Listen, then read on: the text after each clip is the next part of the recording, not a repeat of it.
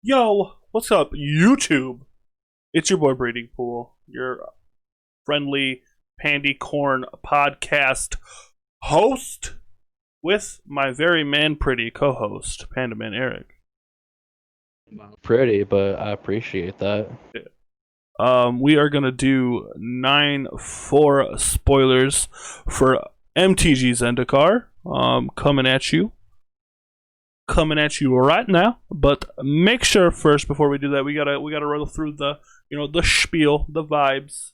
Make sure you guys tap the subscribe button, hit the little bell icon, leave a like, leave a comment. We really appreciate it. It's like the best way to support the channel. It's free, and it really just again, it supports the channel, helps us, and lets us know we're doing a good job and you guys enjoy this content. Again, smash that subscribe button, tickle that bell icon, thumbs up the video, and leave a comment. Let us know what you guys are feeling about MTG Zendikar, where you're at on it. We're gonna get right into it right now. Boom. So, where do you want to start, Eric? Let's start at the top and work our way down. Start with a Magmatic Chandler. Magmatic Chandler. We got a 1 of the red human wizard for a 1/3 rare. It says, as long as there are 4 or more instants and or sorcery cards in your graveyard, Magmatic Chandler gets +3/+1. Holy poop, that becomes a 4/4. It also says, tap, discard a card, exile the top 2 cards of your library, then choose one of them. You may play that card this turn. Yeah, sign me up. Down for this card. I think. I'm trying to figure out where it would fit at. I think the mono red wizards in historic would be really good with this. Oh, okay, yeah. Well, I think mono red in general, gives you, we're losing, light up the stage. This necessarily doesn't fuel itself because one of them stay in exile, which kind of sucks. But, I think it's good. It's a 1/3 that blocks and then turns into a 4/4. That's really good. It kind of does, because if one of the 2 cards you exiled was an instant or sorcery, it does go to your graveyard then. But that's, very rare cases, because it's only 2 cards you're getting up top of your deck, so... Well, what do you know? It says exile the top 2 cards of your library, then choose one. You may play that card this turn. And if you play that card, it goes to your graveyard. Yeah, that's fair. That's fair. Plus, you're probably discarding, shitty... it's probably just land that you're discarding. But you can also fuel itself by discarding an instance or sorcery speed or instance or sorcery card, and play there. We have a lot of the good escape, which kind of fights this, but we have good escape cards that you can discard and get value from later too. So it's definitely one I'm going to look out for and see where it's going to go. I'm not too sure if it has any modern implications, because again, I don't play that much modern. But, it probably doesn't. It gets bolted, unfortunately. Yeah, it gets bolted pretty easily. Yeah, that's the big downfall. Anything with 3 toughness, you got to look out for. But realistically, standard and historic, pioneer, it'll probably pop up here and there. It is a wizard, so. Yep. Go really good with Wizard's Lightning. Next is the white card, if you want to take that one. Luminarch Aspirant. It's a 1/1 for 1 and a white human cleric.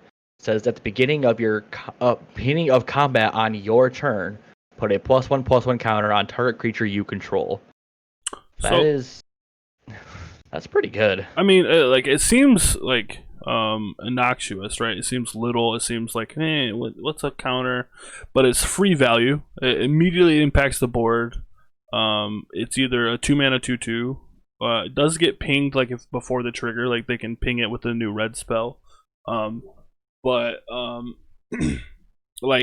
impacts the board immediately because it can get killed before that trigger goes on the stack. That's true. That is true. But it can. You know what I mean? Yeah. Allows you to build to your board, add a little bit. And that green-white deck, that is probably going to be a thing, depending. Because we were talking about the land base in standard. It's going to be really kind of hard to support probably 2 colors in the format. So Let us know your thoughts on that. Do you guys feel like the mana base in standard is going to be good enough to play non-monocolored strategies? Because realistically, what do we have?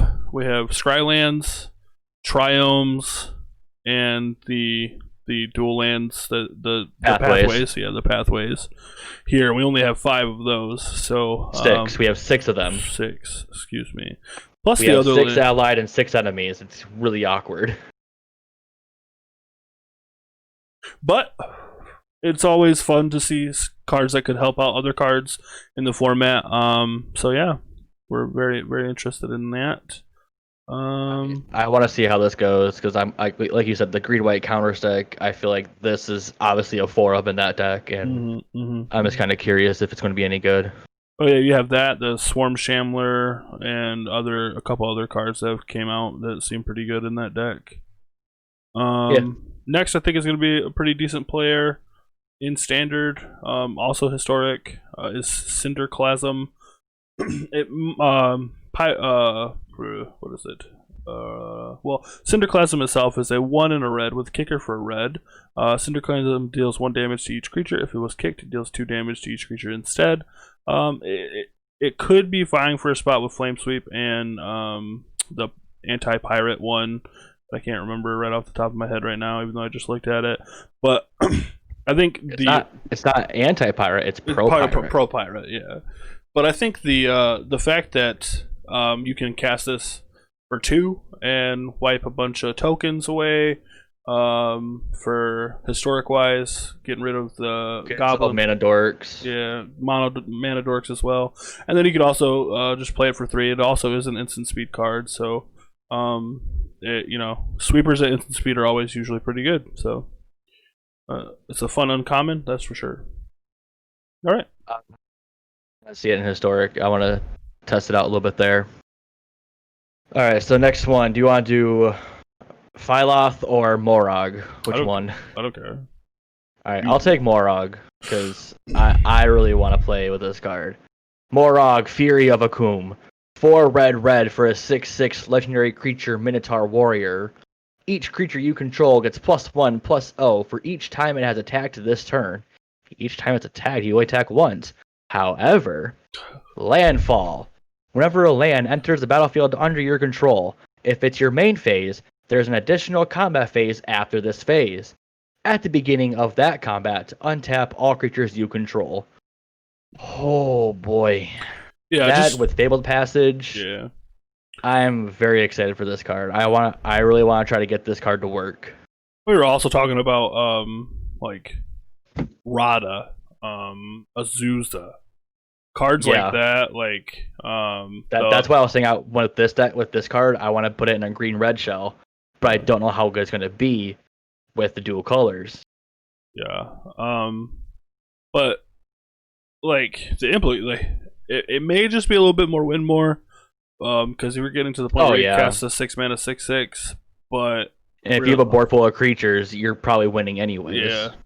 But it's always a fun card to, anything that says additional combat steps is really fun. So a lot of fun. And like the 3 mana instant that we got drops 2 lands, so triggers landfall twice.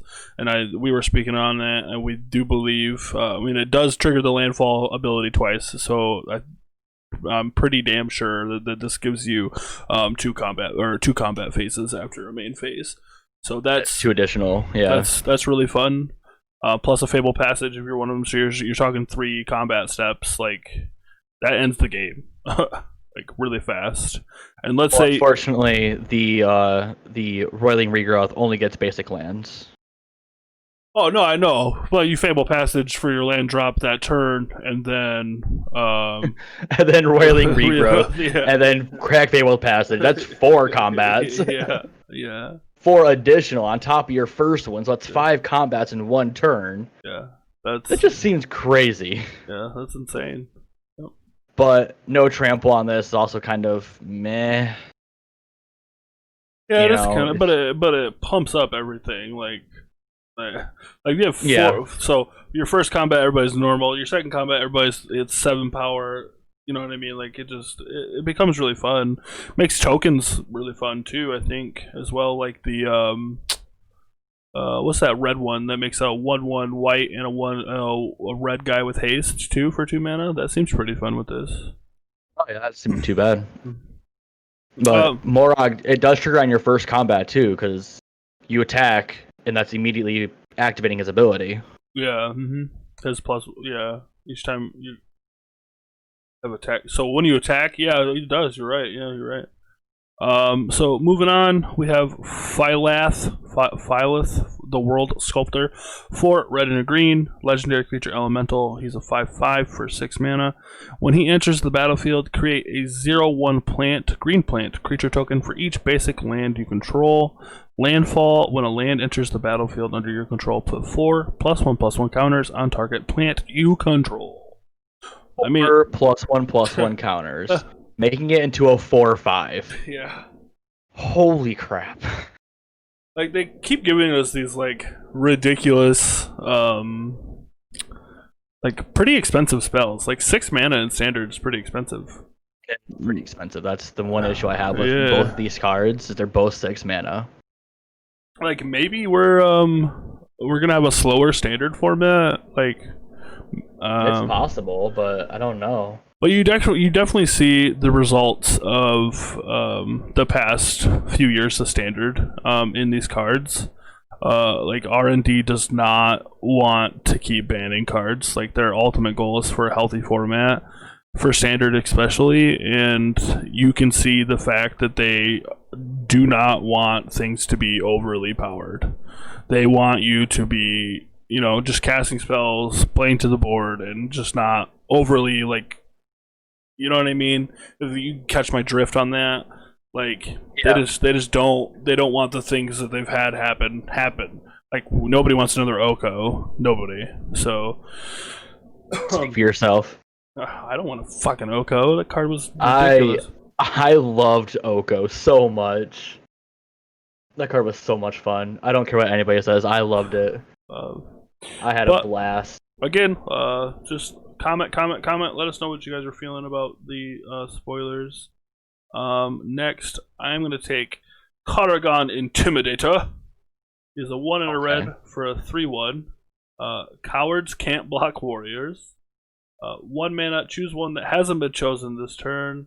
Carragon Intimidator gets +1/+1 until end of turn. Target creature becomes a coward until end of turn. Target warrior gains trample until end of turn. I love that. This is like, I think this is the second time we've seen cowards can't block warriors. Yeah, the first one was a unplayable card from forever ago. Yeah. But I like this too, because, like, you know, turn 1, or yeah, turn 2 you play it. Turn 3, I don't know how the format's going to be yet, but say like they have 1 creature. You pay all 3 mana into this. You can. Actually, you pay 2 mana into this. Your card is now a coward. My guy's up 4/2, attack you. You don't even have, like, even just if they only have 1 creature, you just make it not be able to block a warrior, and you have all warriors. Like, you turn 1 a warrior, turn 2 this, turn 3 pay for a coward thing, and then make another warrior with haste. Boom. Like, that's strong. It's gonna be pretty fun. Good. It'll be fun. Alright, I just want to touch on Seagate Restoration. Yeah. Seagate Restoration's 4 blue. Draw cards equal to the number of cards in your hand +1. You have no maximum hand size for the rest of the game. Realistically, how many cards are you going to have in your hand if you're casting a 7 mana sorcery? No, not much. That's all I'm going to say. But it is also a land on the back half. It is the Bolt lands. It enters the battlefield untapped if you pay 3 life, and it produces blue mana. So yeah, but I'm unsure about this one in particular. I think it's probably going to be necessary to play these lands with how the mana base is shaping up. And we'll see about how slow the format is for these cards, you know. Yeah. All right, go ahead, take your Skydiver. Oh, okay, yeah.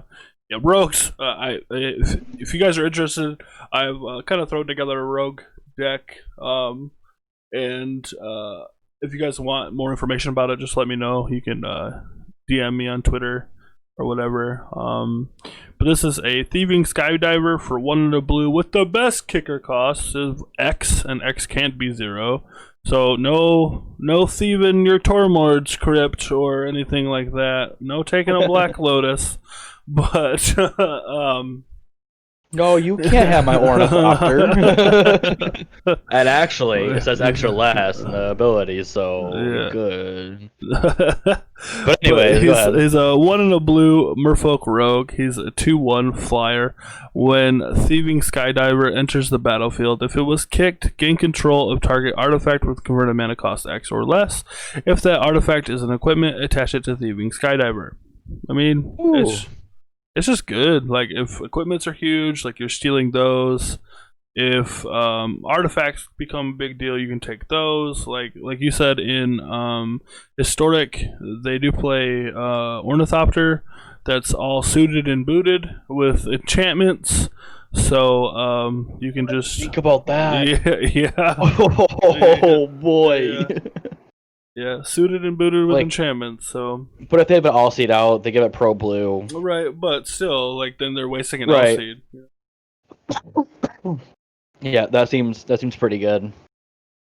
It seems really fun. It's just another flying evasive rogue that you can use to rogue jitsu. So, yeah. I'll take Shatter Skull Smashing.